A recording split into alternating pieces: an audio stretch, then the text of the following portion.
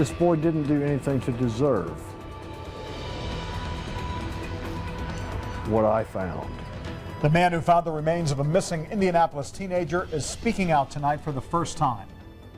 He says he discovered the body of a murdered 16-year-old who disappeared on Christmas Eve. And police today identified remains found Sunday in Shelby County belonging to those of Dion Williams. The family of that teenager has been waiting more than 4 months for some resolution. In fact, it was just 2 months ago that police found the body of Dion's friend, 15-year-old Timmy Jackson.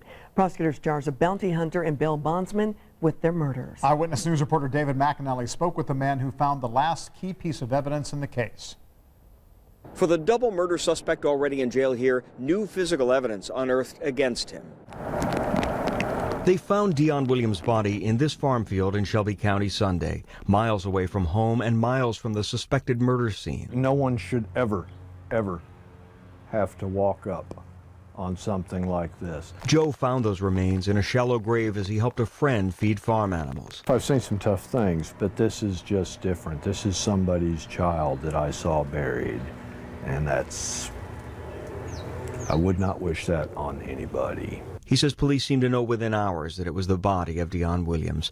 The 16-year-old disappeared Christmas Eve along with his friend Timmy Jackson. Within days of the disappearances, police arrested bail bondsman and bounty hunter Kevin Watkins for their murders. But it would be 2 months before a fisherman found Jackson's body in a shallow grave near an east side retention pond, and another 2 months till Joe found Dion. He did not deserve to end up on his back in a field in Indiana covered in dirt.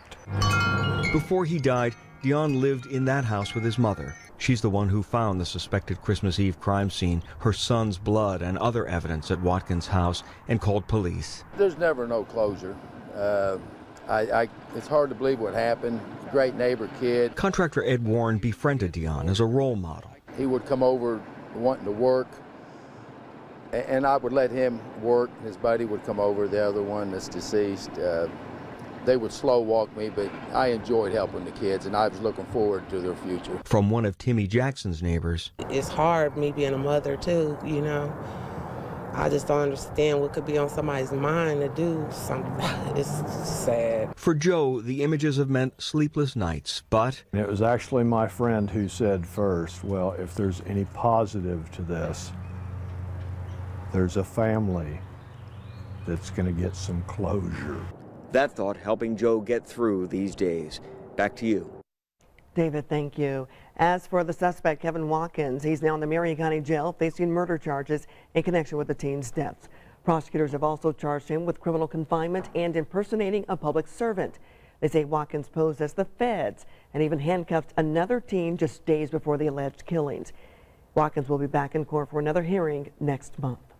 And you can look back at the investigation and the criminal case against Watkins. Just go to our website at WTHR.com.